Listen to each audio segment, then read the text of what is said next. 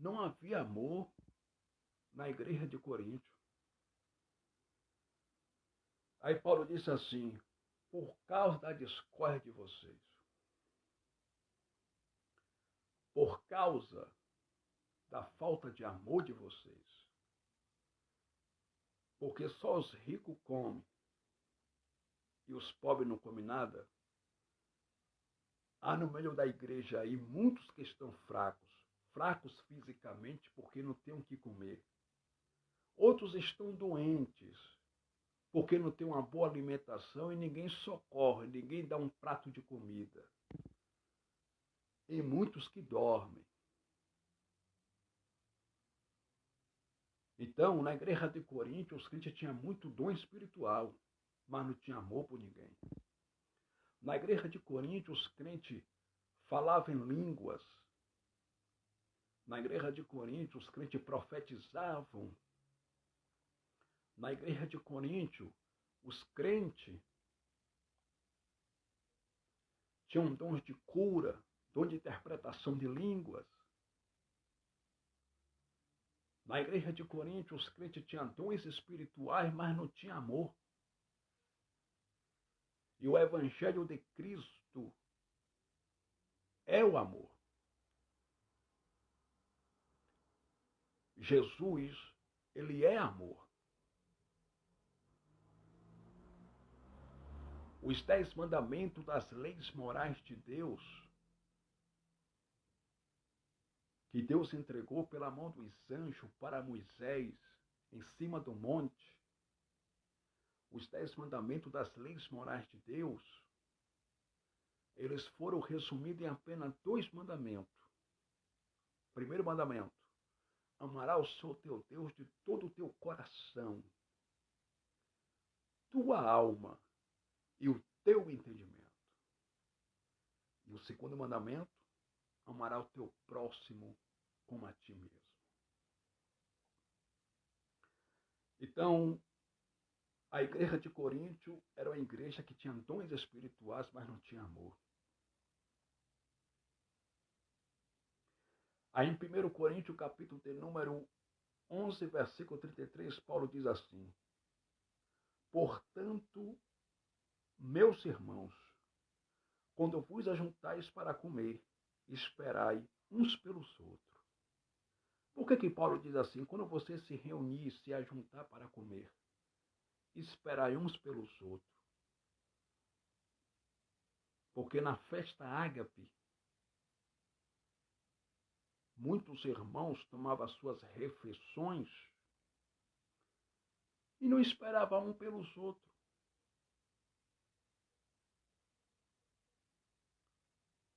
Muitos irmãos pegavam a sua janta, comia e não esperava pelos outros. Então, muitos irmãos ficavam de fora, muitos irmãos não participavam da Páscoa. Muitos irmãos não comiam nada. Uns comiam demais, outros se embriagavam e outros também não comiam nada. Na festa do amor, na festa ágape, na Páscoa.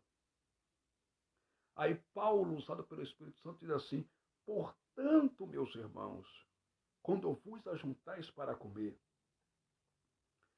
esperai uns pelos outros, porque na verdadeira Páscoa todos comiam, todos participavam, e uns esperavam pelos outros.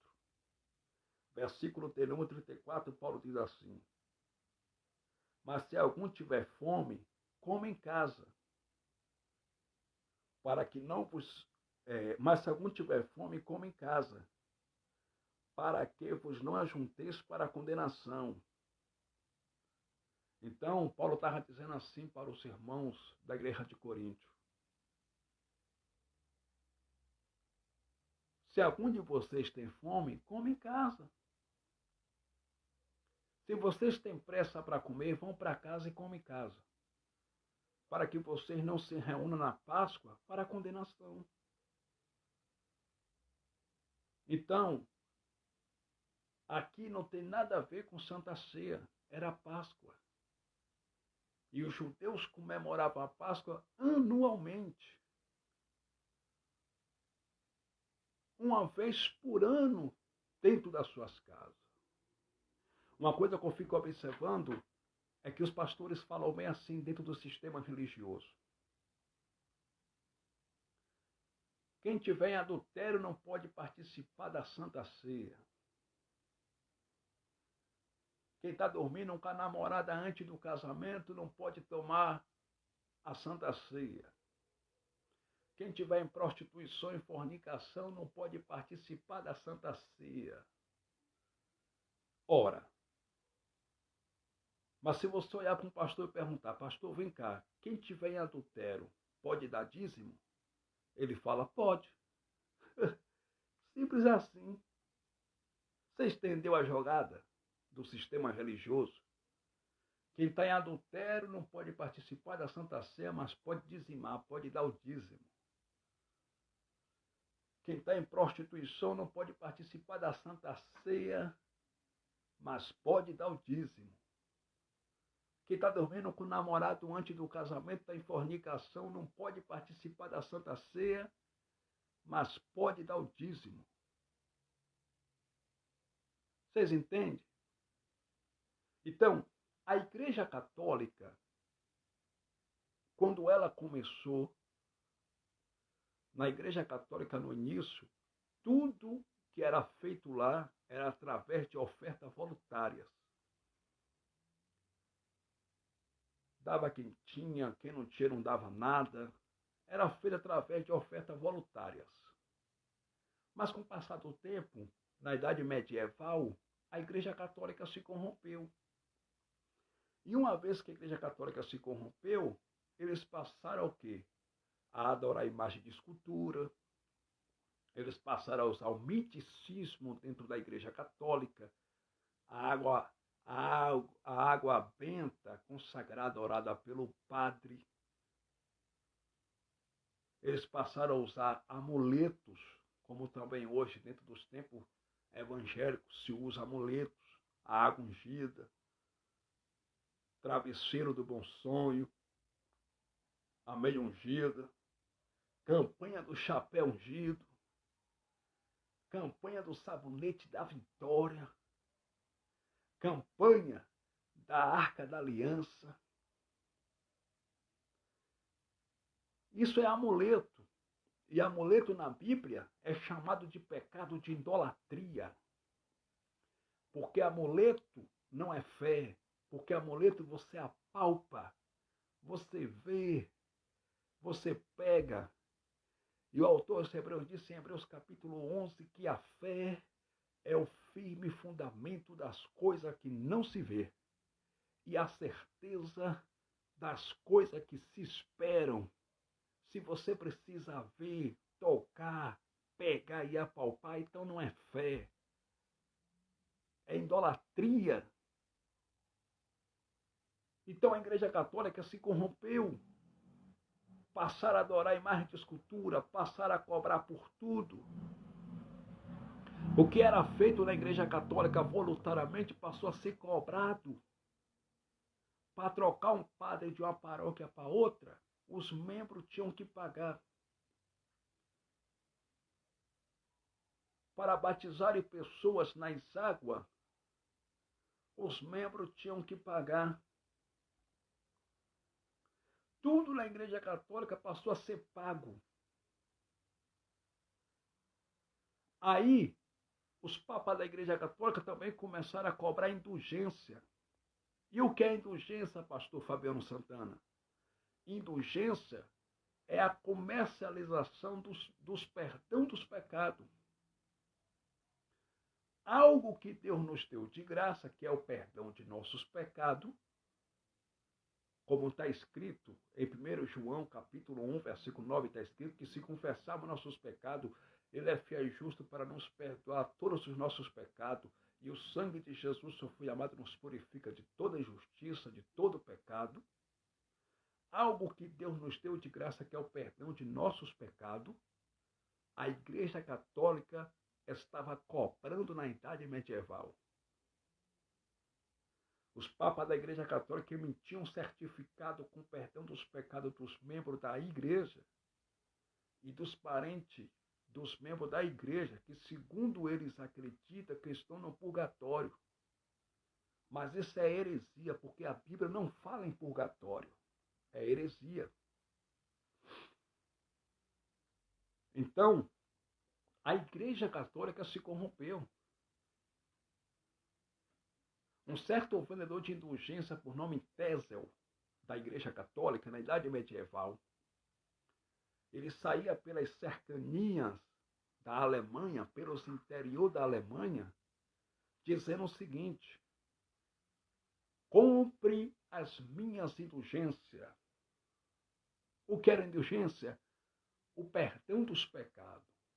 Ele vendia indulgência. Ele era vendedor de indulgência. Compre as minhas indulgências. O perdão dos pecados. Assim que o dinheiro de vocês caírem no cofre da Igreja Católica, o perdão dos pecados de vocês já estão perdoados e dos parentes de vocês que estão no purgatório. Então a Igreja Católica se corrompeu, passaram a cobrar indulgência. Eles diziam: traga dinheiro para o templo, que você já tem um terreno no céu. Eles vendiam a salvação. Traga dinheiro para o templo, que você já está no céu, que você vai para o céu. Eles vendiam isso. Aí o rei da França, Carlos Magno, em 785 depois de Cristo, quem era Carlos Magno? Carlos Magno era rei da França. Ele era um católico fervoroso. Ele vendo que a Igreja Católica se corrompeu, em 785 depois de Cristo, ele assinou um decreto para que o Papa da Igreja Católica cobrasse o dízimo mensal e em dinheiro. Mas por que ele fez isso? Porque a Igreja Católica se corrompeu. Ele falou: ora, já que tudo é feito na Igreja Católica através do dinheiro e tudo tem que pagar, eu vou assinar aqui um decreto para que eles cobrem o dízimo em dinheiro mensal. E aí ele assinou esse decreto. Os papas gostaram desse decreto para que o Papa da Igreja Católica cobrasse o dízimo mensal em dinheiro.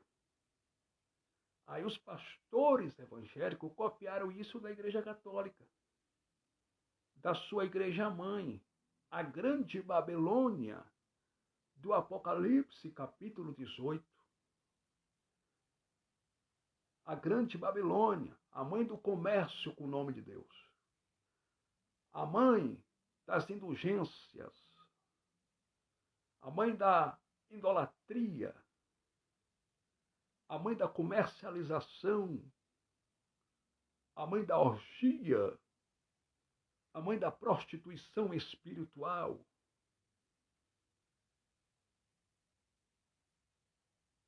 Então, a Igreja Católica é mãe das igrejas evangélicas. Porque pense comigo, na Igreja Católica, os católicos adoram imagem de escultura. Nos templos evangélicos, os evangélicos adoram pastor, adoram cantor, adoram cantora, adoram pregador. Nos templos católicos,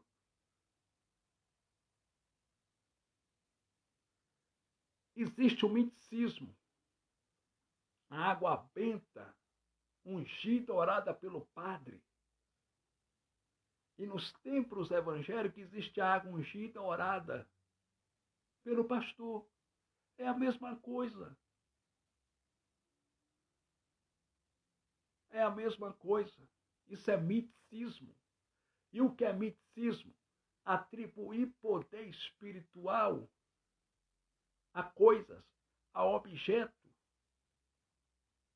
Você atribuir poder espiritual a um livro. Isso é misticismo. A um objeto. Então é a mesma coisa. Na Igreja Católica existe o misticismo. Nos templos evangélicos também tem o misticismo. A água ungida, o travesseiro do bom sonho, a caneta da prosperidade, as chamadas campanhas. Me mostra na Bíblia onde é que está escrito que o profeta João Batista fazia campanha. Me mostra na Bíblia onde é que está escrito que Jesus de Nazaré fez campanha. Me mostra na Bíblia onde é que está escrito que na igreja primitiva os apóstolos fizeram campanhas. Então a palavra campanha não está na Bíblia, não é bíblica. E tudo que não está na Bíblia é heresia. A pedrinha de Davi, a vara de Arão, o cajado de Moisés. Isso é misticismo, gente. Não tem nada a ver com o evangelho.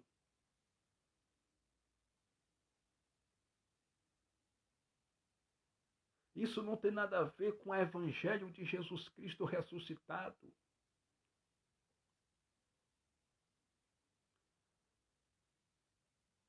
Então, as igrejas evangélicas, quando eu falo de igreja, eu não estou me referindo ao povo, a pessoas, não.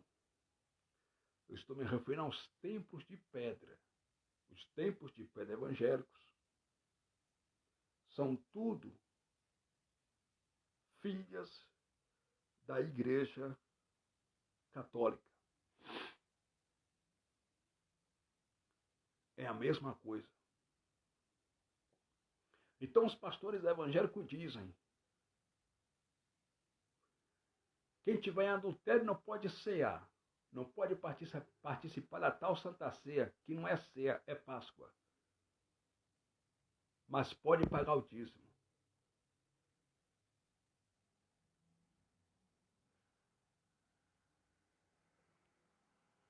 Quem tiver na prostituição não pode participar da Santa Ceia, mas pode dar o dízimo.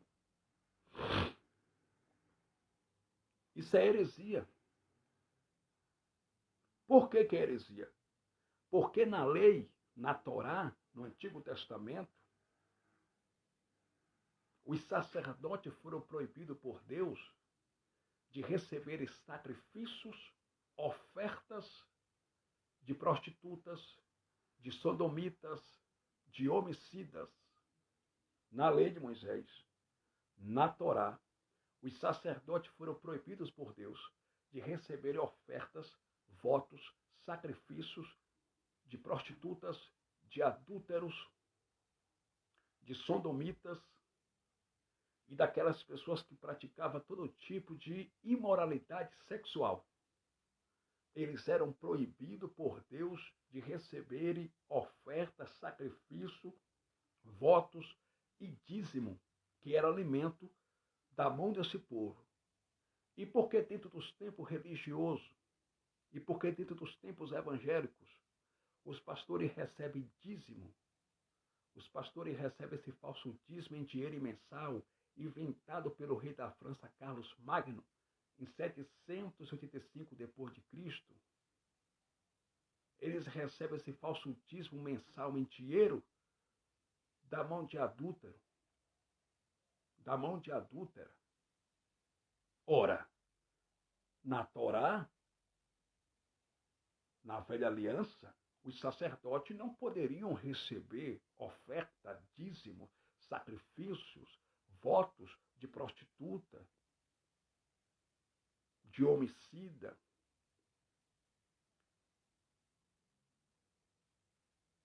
Das pessoas que praticavam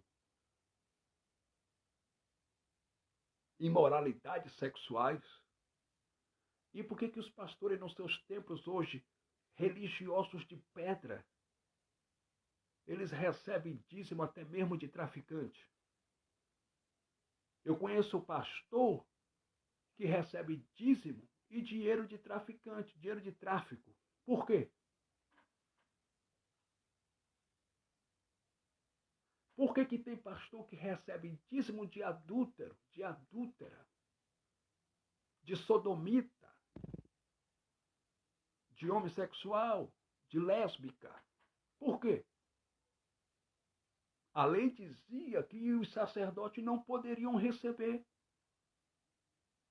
dízimo dessas pessoas que praticavam essas práticas pecaminosas diante de Deus. E por que os pastores, nos seus tempos religiosos, recebem dízimo? Esse falso dízimo em dinheiro mensal, da mão de pessoas que moram juntos, sem casar. Eles recebem esse falso dízimo em dinheiro mensal da mão de adúltera, de adúltero. Por quê, irmãos? A pessoa não pode tomar Santa Ceia, que não é Santa Ceia, é Páscoa. Mas a pessoa pode dar dízimo. Por quê?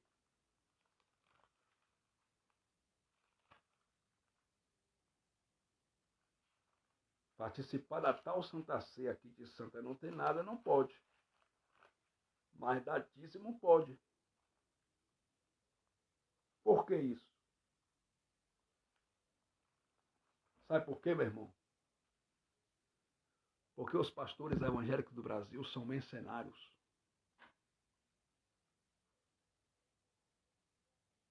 Eu vou repetir. Sabe por quê?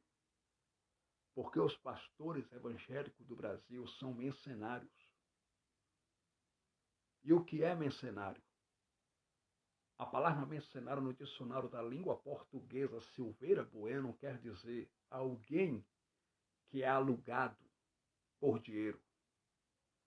Alguém que trabalha, cujo objetivo e finalidade é o dinheiro. Alguém que é assalariado. Então, os pastores evangélicos do Brasil são mercenários porque são assalariados. Eles recebem salário para dirigir os seus templos religiosos. É por isso que eles recebem esse falso dízimo em dinheiro mensal da mão de ladrão, da mão de maconheiro, de prostituto, prostituta, de adúltero, de adúltera. Ele não está nem aí. O que importa para eles é o dinheiro entrando. O que importa para eles é, o teu dinheiro. Ele não quer saber se tu é adúltero. Ele não quer saber se você é adúltera. Ele não quer saber se você mexe com tráfico. Ele não quer saber se você rouba ou deixou de roubar. Ele não quer saber se você rouba ou não rouba. Ele quer saber do 10% dele. Eles querem saber desse falso dízimo em dinheiro mensal. Porque é isso que mantém o seu império. É isso que mantém a sua vida de ostentação, o seu luxo. É o seu dinheiro.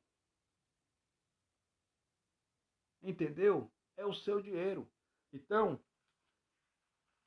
aqui não era Santa Ceia, era a Páscoa. 1 Coríntios capítulo 5, versículo 7 e o versículo de número 8. Olha o que o apóstolo da graça Paulo disse. 1 Coríntios capítulo 5, versículo 7 e o versículo 8.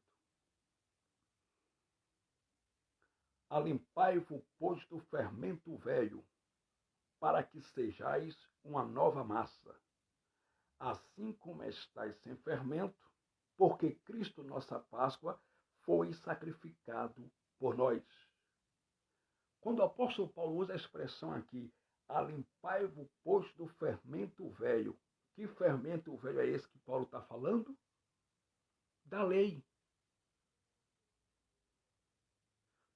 Paulo disse para a igreja de Coríntio, para eles se limparem do fermento velho, fermento da lei de Moisés.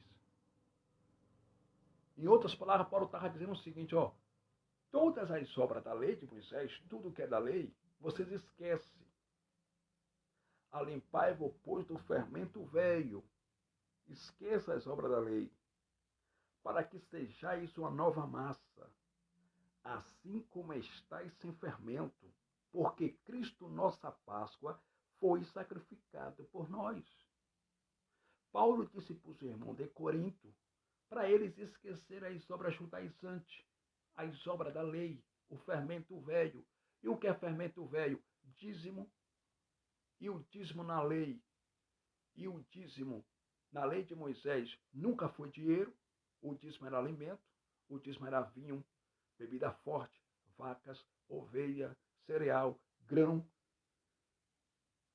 O que é fermento velho? Páscoa.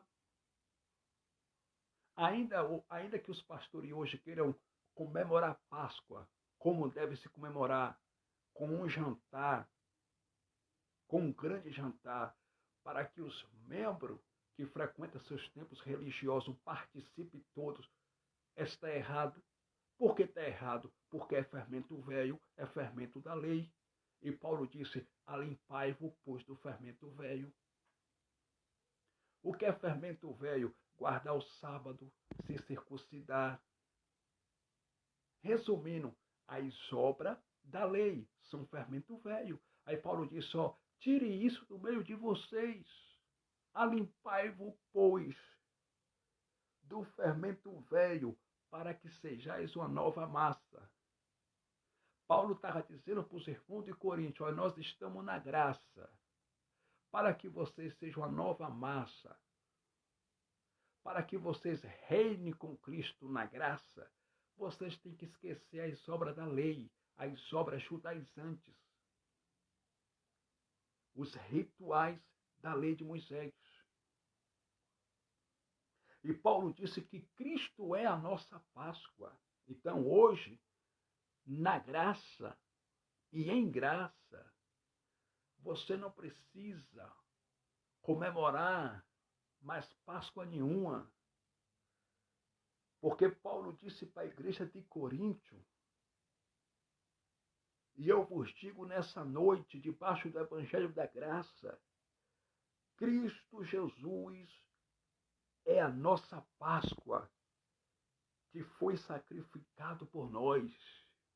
Cristo é a nossa Páscoa. Glória a Jesus ressuscitado eternamente. Glória a Jesus ressuscitado. Cristo é a nossa Páscoa.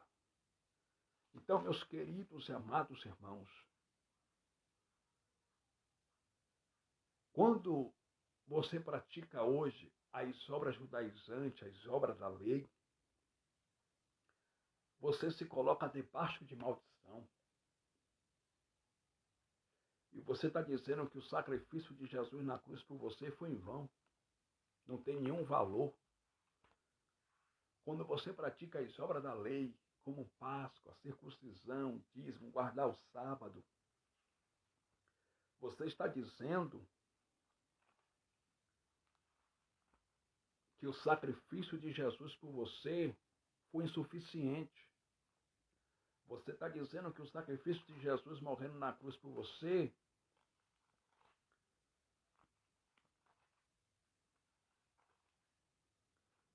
foi incompleto. E você tem que completar o sacrifício que Jesus fez por você na cruz. Você tem que completar o sacrifício que Jesus fez por você na cruz, dando o dízimo, comendo um pedacinho de pão de padaria e tomando suco de quissuque e chamando isso de Santa Ceia. Que Santa Ceia, meu irmão? Isso é Páscoa, é obra da lei de Moisés. Quando você pratica as obras da lei, você está dizendo que o sacrifício de Jesus por nós na cruz foi incompleto e que você precisa completar o sacrifício de Cristo. Dando dízimo, guardando o sábado, praticando as obras da lei de Moisés. Você entende? Então, quem pratica hoje as obras da lei de Moisés está debaixo de maldição. E por que está debaixo de maldição? Porque muitos evangélicos praticam obras da lei mas não praticam todas as obras da lei. Os 10 mandamentos das leis morais que Deus deu para Moisés pela mão dos anjos foram 10. Mas você sabia que na lei de Moisés tinha 613 mandamentos? O dízimo é um deles. Mas na lei de Moisés, a lei de Moisés tinha 613 mandamentos. Se você quer viver como um judeu, como um israelita, você tem que cumprir todos os 613 mandamentos da lei. Não adianta só você guardar o sábado e não cumprir o resto dos mandamentos da lei. Porque se você não cumpre todos os 613 mandamentos da lei de Moisés, você está debaixo de maldição. Não é eu que estou falando, não, é a Bíblia que diz. Gálatas capítulo 5, versículo de número 3. Olha o que o apóstolo Paulo disse para os galateios, para os gauleses, para os irmãos da Galácia do Sul no ano 49 depois de Cristo. Paulo disse assim: e de novo protesta todo homem que se deixa circuncidar, que está obrigado a guardar toda a lei. Paulo disse para os irmãos aqui gauleses, para os galateios, que todo homem que se circuncidasse estava obrigado a guardar toda a lei de Moisés. Por quê? Porque a circuncisão era uma das obras da lei de Moisés. Então, se o cara se circuncidasse, ele era obrigado a guardar toda a lei. Então, se hoje na graça e em graça você dá dízimo, sendo que o dízimo no Antigo Testamento da Bíblia, que recebe o nome de veterotestamentário bíblico, era alimento e nunca foi dinheiro, se você hoje dá dízimo, você está praticando uma das obras da lei. E se você dá dízimo, você é obrigado a guardar toda a lei de Moisés. Não adianta você dar só o dízimo e você não guardar o sábado. Não adianta você dar só o dízimo e você não se circuncidar.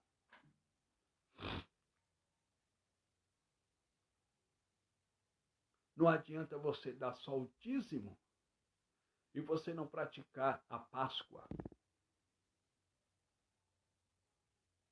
Então, se você dá o dízimo hoje, na graça e em graça, você tem que guardar todos os mandamentos da lei de Moisés.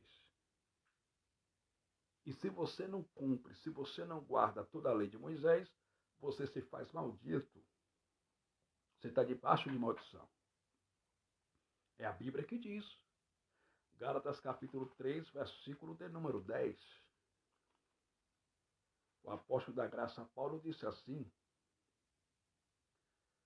todos aqueles, pois, que são das obras da lei, estão debaixo da maldição, porque está escrito: maldito todo aquele que não permanecer em todas as coisas que estão escritas no livro da lei para fazê-las. Entende? Então Paulo disse aqui: porque escrito está, maldito todo aquele que não permanecer em todas as coisas que estão escritas no livro da lei para fazê-las. Então, senhoras e senhores, Paulo disse: todos aqueles que são das obras da lei. Que lei é essa? Lei de Moisés. Todos aqueles que praticam as obras da lei está debaixo de maldição. Todos. Quem pratica hoje na graça as obras da lei de Moisés está debaixo de maldição. Porque escrito está: maldito todo aquele que não permanecer em todas as coisas que estão escritas no livro da lei para fazê-las. Que coisas são essas que estão escritas no livro da lei para fazê-las? Circuncisão, guardar o sábado, a Páscoa.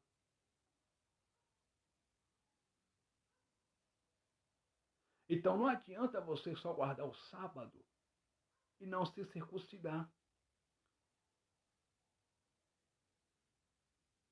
É por isso que eu falo que os evangélicos são judeus do Paraguai.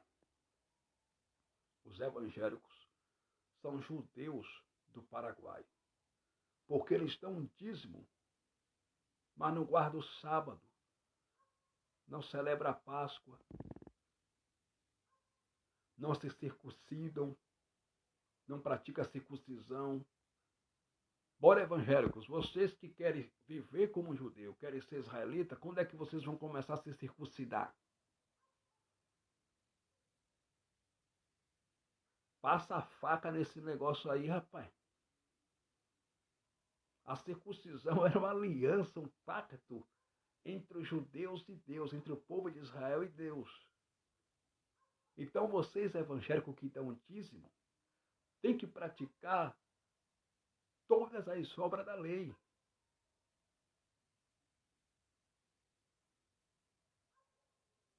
Está entendendo? Se você não pratica todos os mandamentos da lei de Moisés, você é maldito. Você está debaixo de maldição. E nós não estamos mais na lei, nós estamos na graça. Chamada sexta dispensação da graça de Deus. Porque quando Jesus abriu seus dois braços lá no Calvário, no madeiro, na cruz do Calvário, e disse, tetelestai, tetelestai, está consumado. A Bíblia diz que o véu se rasgou de alto a baixo. E que véu foi aquele que se rasgou?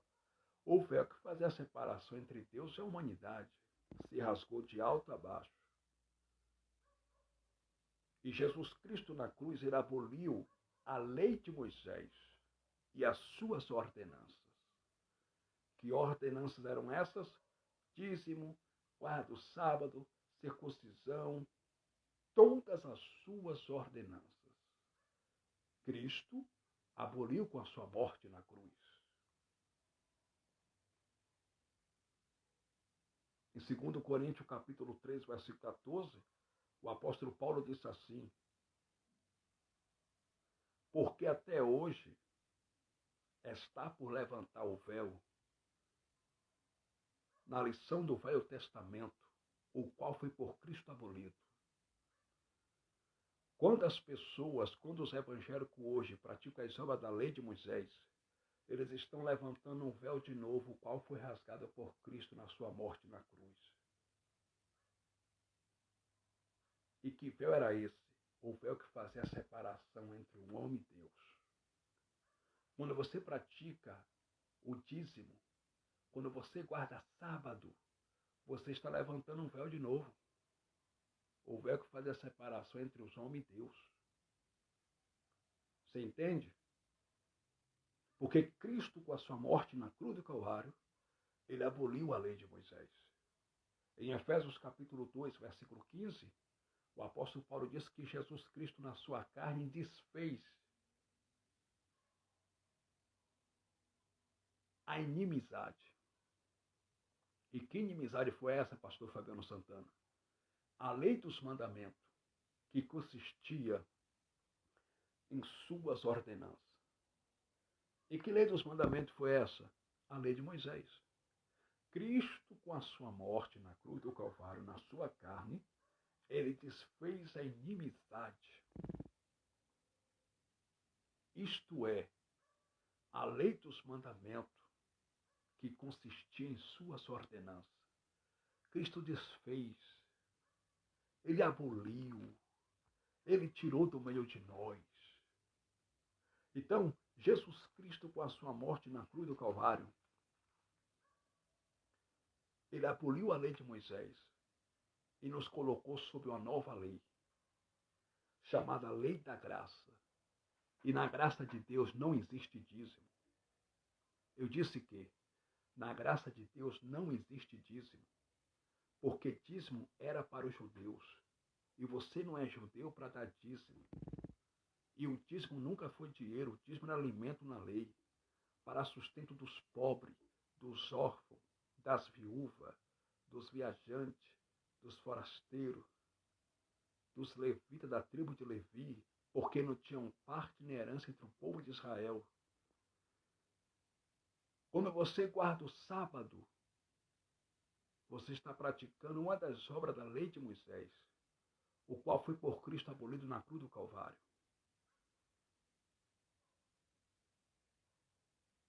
Entende? Nós estamos na graça. Na graça não existe dízimo. Na graça não existe templo de pedra. Porque você é o templo. Você é o templo que Deus habita na graça. O autor aos Hebreus disse em Hebreus capítulo 9 assim: ora, no primeiro tinha ordenança de um culto divino e um santuário terrestre. Quando ele usa a expressão, no primeiro tinha ordenança de um culto divino e um santuário terrestre, ele está se referindo à lei de Moisés. Lá sim, na lei de Moisés, tinha a ordenança de um culto divino e um santuário terrestre, que era o lugar onde os sacerdotes faziam o serviço, faziam expiação pelos seus próprios pecados e pelos pecados do povo de Israel. Então, no primeiro, tinha a ordenança de culto divino e de santuário terrestre. Mas depois da morte de Jesus Cristo na cruz do Calvário, a sua vida já é um culto, a minha vida é um culto. E o templo que Deus habita somos nós. Deus não habita em templo de pedra, Deus habita em pessoas, Deus habita em você.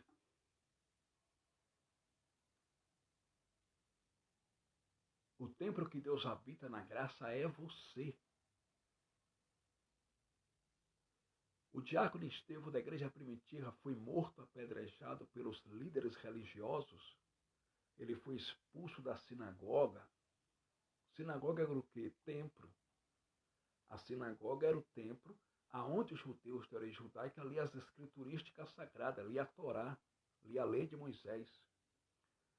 O diácono Estevão, em Atos capítulo 7, versículo 48, ele foi morto apedrejado pelos religiosos, porque ele disse isso aqui, Atos capítulo 7, versículo 48, mas o Altíssimo não habita em templo feito por mão de homens. Como diz o profeta, que casa me edificareis? Ou qual é o lugar do meu repouso? O apóstolo Paulo, usado pelo Espírito Santo, cheio do Espírito Santo, ele disse em Atos capítulo 17, versículo 24, ele disse assim: Deus não habita em templo feito por mãos humanas e não pode ser servido por mão de homem nenhum, porque é Ele que dá a vida e a respiração a todas as coisas. Oh, glória! Então, o templo que Deus habita na graça e em graça é você. Você é templo de Deus na graça. 1 Coríntios capítulo 3, versículo 16, o apóstolo Paulo disse assim: o vosso corpo é templo do Espírito Santo. No versículo 17, Paulo disse: se alguém destruir o templo de Deus, Deus o destruirá. Se alguém destruir o templo de Deus, Deus o destruirá. Porque o templo de Deus, que são vocês, que sois vós, que é vós, é santo. Então, santo para Deus é o meu corpo, santo para Deus é o seu corpo. Em 1 Coríntios capítulo 6, versículo 18, Paulo disse: aquele que se prostitui peca contra seu próprio corpo. Ou não sabeis vós que o vosso corpo é templo e morada do Espírito Santo e que não sois de vós mesmos?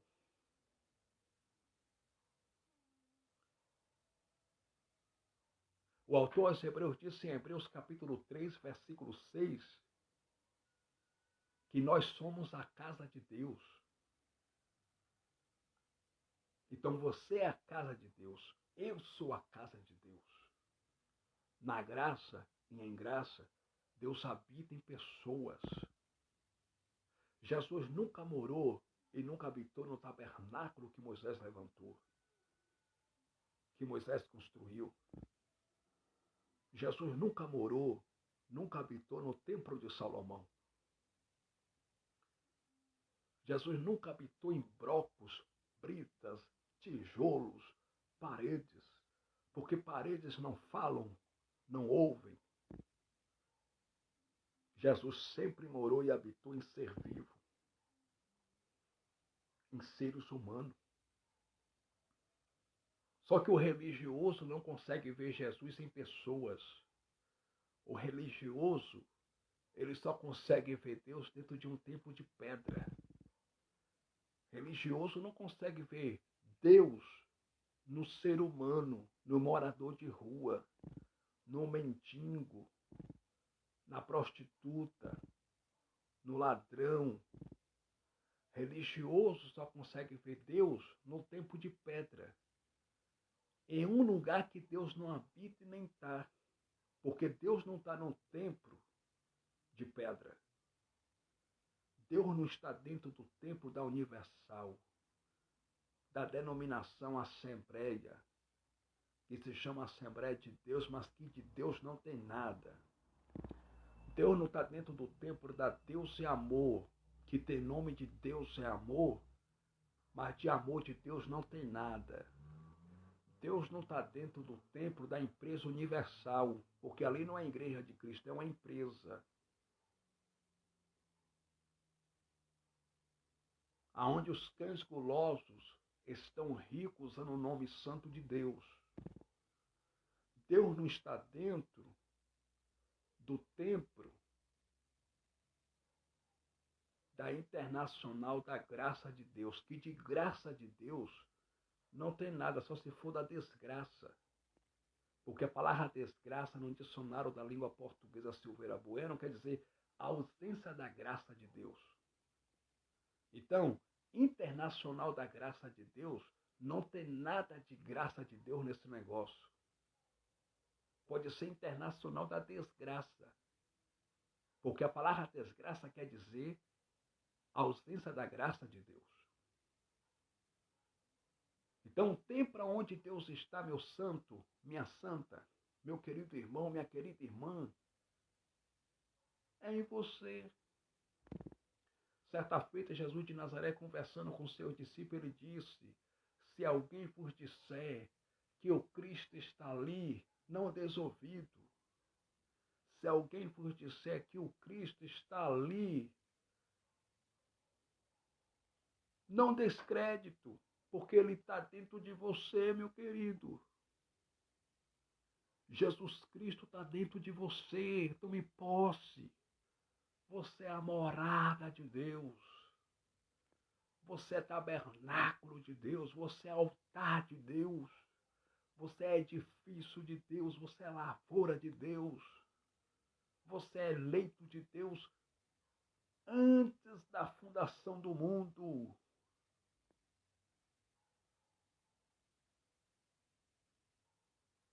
O apóstolo Pedro diz, 1 de Pedro, capítulo 2, versículo 5, que nós somos pedras vivas e nós somos casa espiritual de Deus.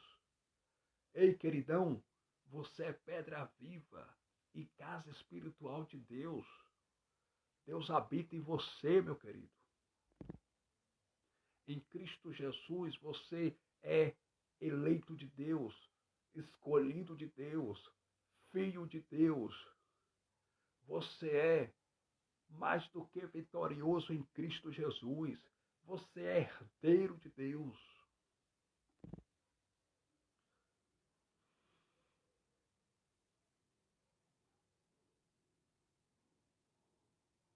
Deus é contigo. Você já foi abençoado antes da fundação do mundo. Esse negócio de alguém dizer para outro, Deus te abençoe, é uma inversonice, é uma invenção do sistema religioso. Porque na graça e em graça, nós já fomos abençoados por Deus. O apóstolo Paulo disse em Efésios capítulo 1, versículo 3 assim: Bendito Deus, o Pai do nosso Senhor e Salvador Jesus Cristo, o qual já nos abençoou com as bênçãos espirituais nos lugares espirituais celestiais em Cristo. Deus já te abençoou, você é mais do que vitorioso. Você é mais do que vencedor em Cristo Jesus, o nosso Senhor e Salvador. Você é abençoado, você é abençoada. Entende? Não precisa você dar 10% para Deus te amar, para Deus te abençoar. Deus é poderoso, Deus não precisa de dinheiro. Para Deus te abraçar, não precisa você pagar. Porque Deus não é moeda de troca. Deus não barganha com ninguém.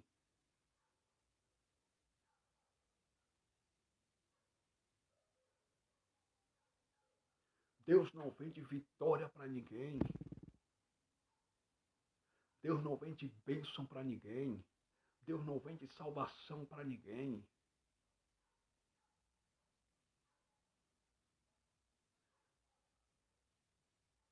Na graça, tudo é de graça e pela graça.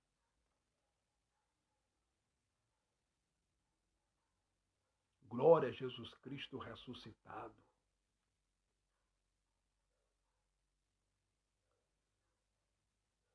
Tudo que Deus te deu, tudo que Deus me deu foi pela sua graça. Não é por mérito nosso. Não é porque a gente ora muito. Não é porque você é bonitinho. Não é porque você é bonito ou bonito. Deus nos dá alguma coisa, é por graça. É por misericórdia. A palavra graça quer dizer no hebraico charis, que significa favor imerecido de Deus para com a humanidade. A salvação é de graça, meu amado. E é pela graça, não é por méritos humanos.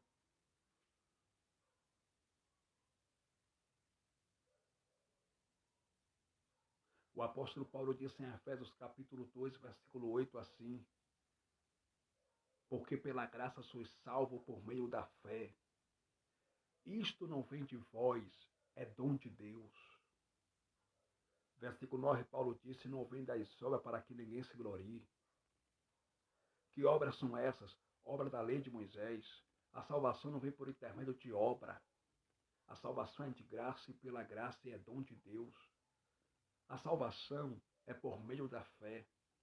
Agora, que fé é essa? Fé salvadora, fé salvífica, fé para salvação. Se você crê em Jesus Cristo, você já é um salvo. Se você crê em Jesus Cristo, você já é uma salva.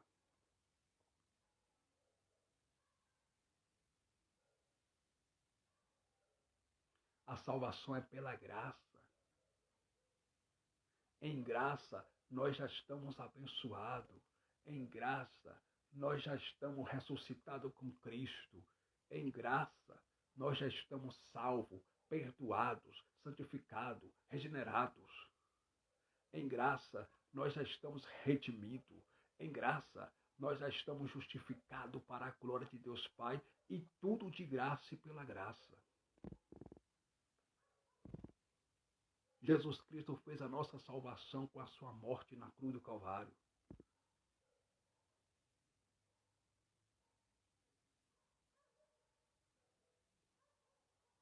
Receba essa palavra nessa madrugada. Oh glória! Oh glória, oh glória, oh glória! Recebe essa palavra de Deus.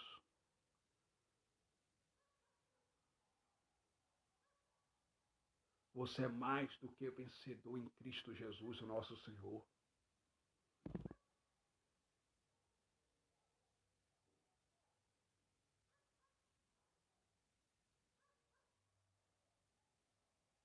religião quer que você se torne dependente dela. É por isso que os pastores evangélicos pregam dizendo que você é um derrotado, que você é o pó da terra. Eles falam isso para você se tornar dependente deles. Porque quanto mais você se torna dependente deles, é mais dízimo que ele arranca de vocês, é mais dinheiro que ele arranca de vocês. E você não depende de padre, nem de pastor, porque você já tem Cristo na tua vida e Cristo, ele está dentro de você.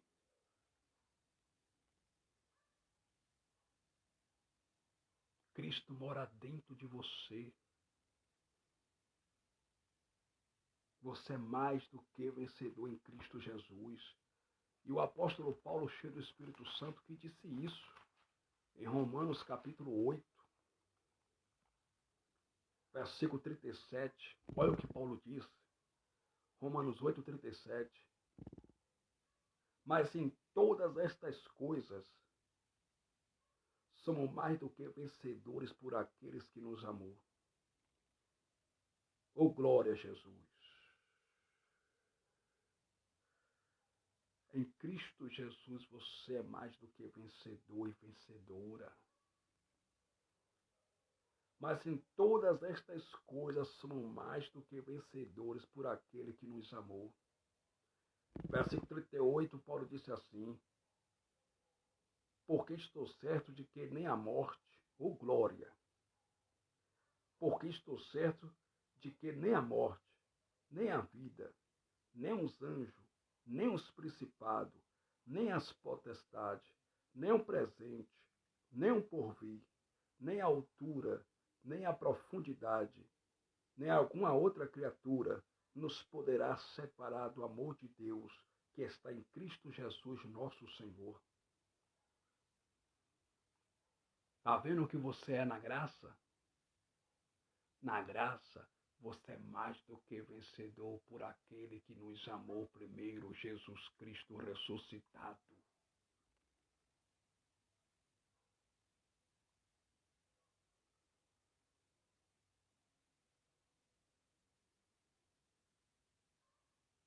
Na graça, você é sacerdócio real. Você é eleito, propriedade exclusiva de Deus.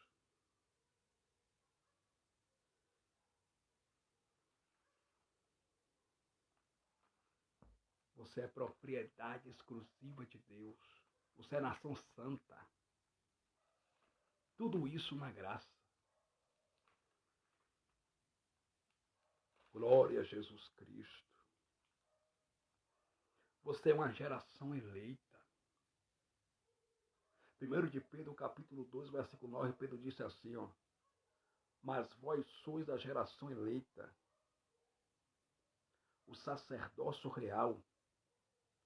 Na graça você é geração eleita. Toma posse dessa palavra. Na graça de Deus, em graça, você é sacerdócio real. Na graça de Deus, em graça, você é povo adquirido. Na graça de Deus, em graça, você é nação santa. 1 de Pedro, capítulo 12, versículo 9.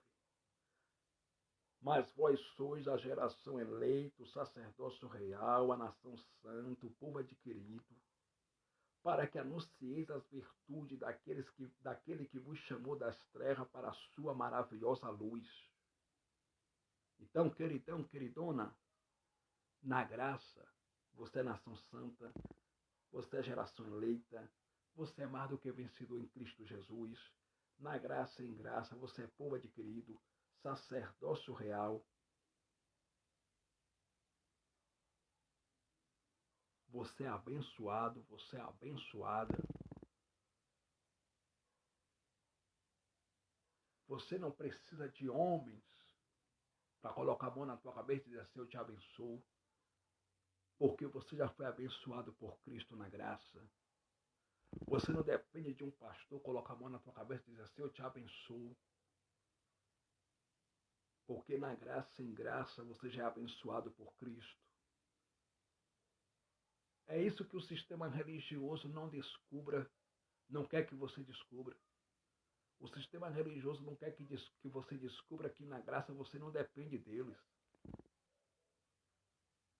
O sistema religioso não quer que você descubra que na graça de Deus você é mais do que vencedor em Cristo Jesus. Porque o sistema religioso quer que você se torne cada vez mais dependente deles para eles continuar arrancando o teu dinheiro, comendo a tua gordura e se vestindo com a tua lã.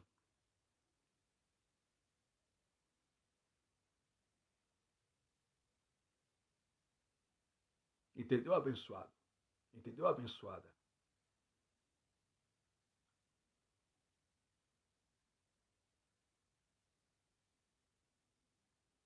Jesus não criou nenhuma religião.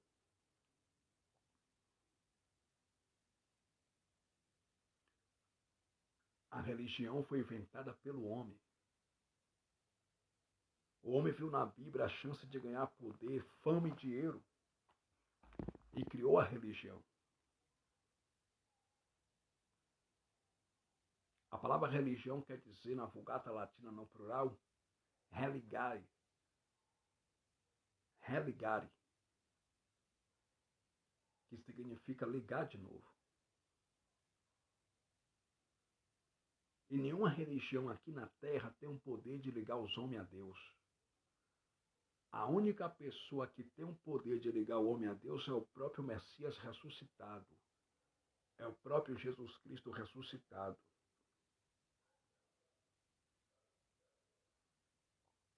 O apóstolo Paulo disse em 1 Timóteo capítulo 2, versículos 5 e 6 assim: há um só mediador entre Deus e os homens, Jesus Cristo, homem. Jesus Cristo é o mediador entre Deus e os homens.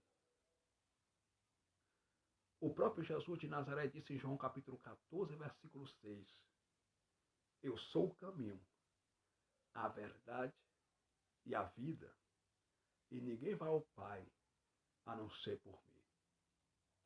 Sabe o que Jesus de Nazaré estava dizendo? Jesus de Nazaré estava dizendo o seguinte: olha, eu sou o caminho para a salvação da humanidade. Eu sou a verdade que liberta a humanidade. E eu sou a vida que dá vida eterna. E para os homens ir até Deus, tem que passar por mim. Porque ninguém vai ao Pai a não ser por mim. Então, o mediador, o intermediador entre Deus e os homens é Jesus Cristo, o homem. O mediador entre Deus e os homens não é Maria. O mediador entre Deus e os homens não é padroeira. Não é São Jorge. Não é Padre Cícero. O mediador entre Deus e os homens não é bispo, não é pastor, não é padre, não é papa. É Jesus Cristo ressuscitado. E Jesus já nos ligou a Deus na cruz com a sua morte. Nós fomos ligados a Deus, reconciliados com Deus, com a morte de Jesus na cruz. Em 2 Coríntios capítulo 5, versículo 18, o apóstolo Paulo disse que Jesus, através da sua morte na cruz do Calvário, ele nos reconciliou com Deus. Ele nos aproximou de Deus. Em Romanos capítulo 5, versículo 10, o apóstolo Paulo disse que, através da morte de Jesus na cruz do Calvário, Deus reconciliou o mundo consigo mesmo, através da morte de Jesus na cruz do Calvário. Jesus já nos ligou a Deus na cruz. Entende? Só que as religiões bloqueiam a salvação dos homens e da humanidade só através do sacrifício vicário e expiatório de Jesus Cristo na cruz do Calvário. As religiões bloqueiam a salvação dos homens só através do sacrifício de Jesus na cruz. Porque a religião fala assim, não, para você ser salvo, Você tem que se tornar membro da Assembleia de Deus, que eles dizem que é de Deus, mas de Deus não tem nada. Para você ser salvo, você tem que se tornar membro da Deus de amor, que de amor de Deus não tem nada. Então, ela se coloca como mediador entre Deus e os homens. E religião nenhuma é mediador entre Deus e os homens. Mediador entre Deus e os homens é Jesus Cristo ressuscitado eternamente, ó glória. Seja engrandecido o nome de Jesus ressuscitado aqui nessa live, nessa noite.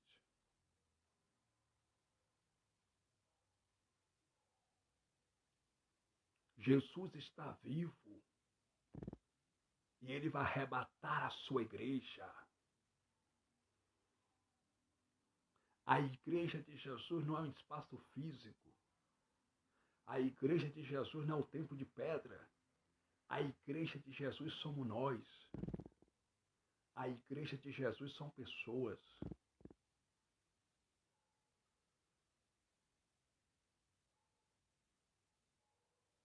Na religião, é os homens tentando se ligar a Deus através de doutrina dos homens, através de princípios dogmáticos. No Evangelho, Cristo já nos ligou a Deus na cruz.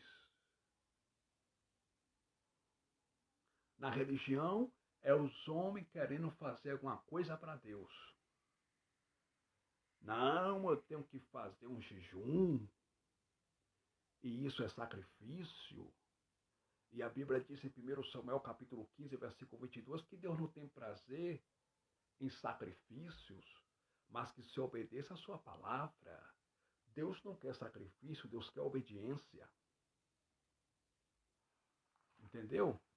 Eu tenho que jejuar. Isso é sacrifício. E Deus não quer sacrifício. Porque o sacrifício já foi feito por nós na cruz do Calvário. Jesus, ele fez um único e o último sacrifício, morrendo por nós na cruz do Calvário. Então Deus não quer sacrifício. O que Deus quer é obediência à sua palavra. O que Deus quer é que você pregue o evangelho da graça, pregue a verdade. O que Deus quer é que você não omita a verdade, mas que você pregue a verdade e obedeça a sua palavra. Oh glória! Oh glória! Em Mateus capítulo 12,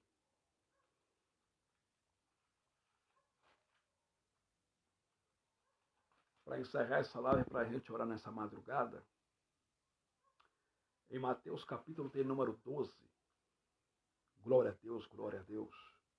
Versículo 7 está escrito assim: mas se vós soubesses o que significa misericórdia quero e não sacrifício, não condenareis os inocentes. Eu vou ler mais uma vez. Mas se vós soubesse o que significa misericórdia quero e não sacrifício, não condenareis os inocentes.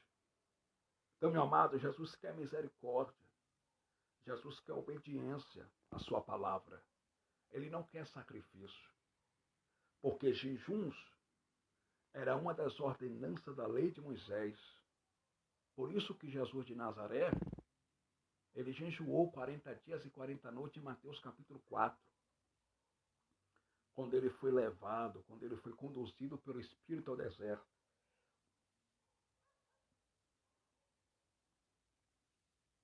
Jesus de Nazaré jejuou porque ele era judeu. E como judeu, ele tinha que cumprir toda a lei de Moisés. E Mateus não é evangelho. Mateus é livro histórico.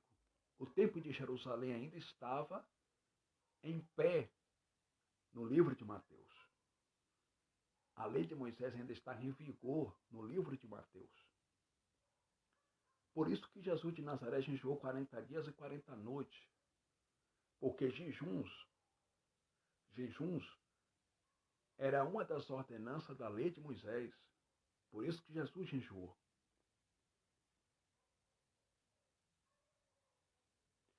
Mas na graça e em graça, pós-cruz, depois da morte de Jesus Cristo na cruz do Calvário por nós para nos dar vida eterna, Jesus não quer mais nenhum sacrifício dos seus filhos, porque Jesus pagou tudo na cruz quando ele disse, está consumado.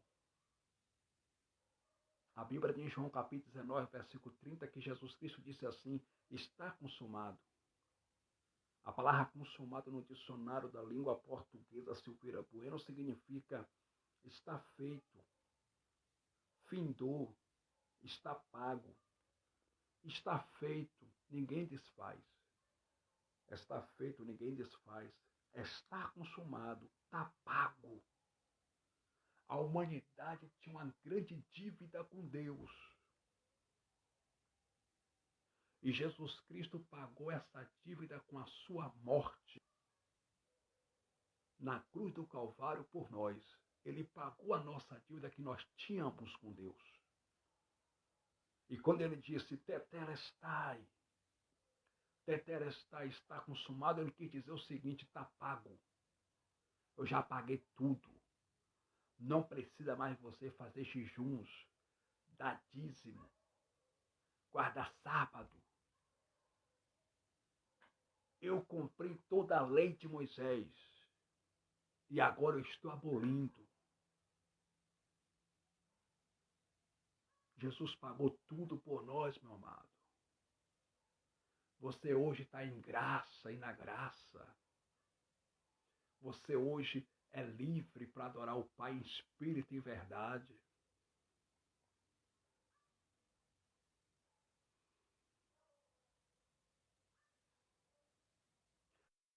Por que os pastores dentro do sistema religioso, os pastores do sistema religioso não pregam as cartas do apóstolo Paulo? Por que os pastores não pregam as cartas do apóstolo Paulo? Porque nas cartas do apóstolo Paulo não tem barganha. Nas cartas do apóstolo Paulo não tem manipulação. É só evangelho da graça. É só graça pura. É por isso que os pastores não pregam as cartas do apóstolo Paulo em seus púlpitos genéricos da mentira, em seus altares. Porque esses altares que eles dizem que é santo de santo não tem nada. Porque altar nunca foi lugar de cantar, de pregar e de orar. Altar era lugar de matar. Altar era lugar de fazer sacrifícios de animais. Levítico capítulo 16, versículo 18 está escrito: e Arão vai pegar o sangue do bode e vai aspergir sobre as pontas do altar. Então, altar na lei de Moisés nunca foi lugar de cantar ou de pregar. Altar era lugar de matar. Era lugar de fazer sacrifício de animais. Por que os pastores não falam a verdade para o povo? Não falam para o povo que o dízimo na Bíblia nunca foi dinheiro. Que o dízimo era alimento. Por que os pastores não falam a verdade para o povo? Não falam assim, irmãos, nós estamos aqui nesse tempo de pedra. Mas esse tempo de pedra aqui não é a casa de Deus. E também não é um lugar santo. Porque a casa de Deus, na graça e em graça, são vocês. A casa de Deus, na graça e em graça, são pessoas. E não tempo de pedra. Quem inventou que o templo de pedra é a casa de Deus em um lugar santo foi o pagão Constantino, em 325 depois de Cristo, quando ele oficializou o cristianismo. Ele era do paganismo e os gregos, os pagãos, chamavam seus templos de lugar santo, de lugar venerado, e como Constantino tinha uma mente pagã, Ele mandou construir basílicas na Igreja Católica. E ele mandou construir templos católicos. E ele chamou de lugar santo de a casa de Deus. Mas o templo de pedra não é santo e não é a casa de Deus. A casa de Deus somos nós. A casa de Deus são pessoas. Tanto é que a mulher samaritana, conversando com Jesus, ela disse assim, João capítulo 4, versículo 20, nossos pais adoraram o Pai aqui nesse monte. Então, a mulher samaritana era religiosa. Ela entendia de religião, mas ela não entendia nada de Cristo. É como os evangélicos hoje, são religiosos. Eles conhecem tudo sobre a religião deles, mas eles não conhecem o Cristo ressuscitado. A religião fala até de Jesus Cristo, mas não anuncia o Salvador ressuscitado do mundo, Jesus ressuscitado. Nossos pais adoraram o Pai aqui nesse monte. E os judeus dizem que o lugar de adorar é lá em Jerusalém, ou seja, no templo de Jerusalém. João capítulo 4, versículo 21, Jesus disse, ó mulher, creia-me que a hora vem, e a hora já chegou, e é agora. E que vocês não vão adorar mais o Pai, nem mais no monte, e nem no templo de Jerusalém. Mas vocês agora vão adorar o Pai em espírito e em verdade. Porque o Pai é espírito. E ele procura verdadeiros adoradores que lhe adorem em espírito e em verdade. Mas por que os pastores escondem isso dos membros que frequentam seus templos religiosos? Por que eles nos dizem a verdade para o povo falar assim, irmãos, esse lugar aqui não é um lugar santo. O templo de pedra não é lugar de adorar a Deus. A gente adora a Deus é com a nossa vida, porque a nossa vida já é um culto. Nós somos o culto e o culto é a vida. Por que eles não dizem a verdade para o povo? Por que os pastores do Brasil não chegam para o povo e falam assim, irmãos, o devorador é um inseto que come fruto da terra. Devorador nunca foi demônio, porque demônio é espírito maligno. E espírito não bebe água e nem come. Devorador é um inseto que se alimenta, que come frutos da terra. Por que eles não falam a verdade, irmão Lucas Prata, para o povo? Sabe por que eles não pregam a verdade? Porque dentro da religião você pode pregar mentira, você pode pregar falsa teologia da prosperidade. Dentro da religião só não aceita a verdade. É por isso que eu digo, Jesus não cabe dentro da religião. Porque Jesus não criou nenhuma religião. Pelo contrário, Jesus se manifestou para nos libertar das mentiras das religiões. Glória a Jesus ressuscitado. Receba essa palavra em nome de Jesus. Vamos orar para encerrar essa live em nome de Jesus Cristo. Deus continue te abençoando, irmão Lucas Prata. Depois eu só acompanho essa live aí desde o começo. Em nome de Jesus, e se puder, compartilhe também para que mais pessoas sejam alcançadas com o Evangelho da Graça. Em nome do Senhor Jesus Cristo. Oremos. Santo de Israel, Deus Todo-Poderoso, continua conosco, nos abençoando para a glória do teu eterno nome. Nós já somos abençoados, mas continua com tuas mãos sobre nós, nos livrando de todo mal, nos abençoando para a glória do teu eterno nome. Senhor, se conosco, ó Pai. Eu te agradeço, Pai, por esses momentos que eu fiquei aqui, meu Pai, na tua presença, pregando o Evangelho da Graça, falando sobre o Evangelho da Graça, sobre Cristo ressuscitado. Ó Santo de Israel, se conosco, continua, Pai, nos abençoando ricamente e poderosamente. Pai amado, eu oro pelas pessoas, Pai, que estão agora nos hospitais, ó Deus, os enfermos, doentes, meu Deus, cura, meu Deus, salve, em nome de Jesus, alcança eles com cura, segundo a tua vontade, em nome de Jesus, ó Deus. Ó Deus, também eu te peço uma bênção especial sobre a vida de cada irmão, sobre a vida de cada irmã, para a glória e honradez do teu nome. Ó Deus, como teu servo, Pai, eu te peço, Pai amado, Pai santo, se conosco. Sanderabachora mandarabassuri bicandaraia. Ô glória, ô glória, ô glória, ô glória.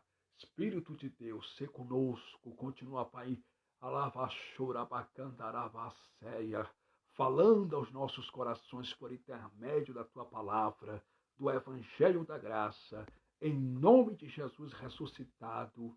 Amém. E glórias a Deus eternamente. Irmão Lucas Prata, fique com Deus.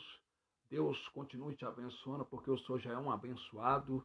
O Senhor, seu lar e toda a sua família, em nome de Jesus. E até a próxima live, em nome de Jesus. Amém.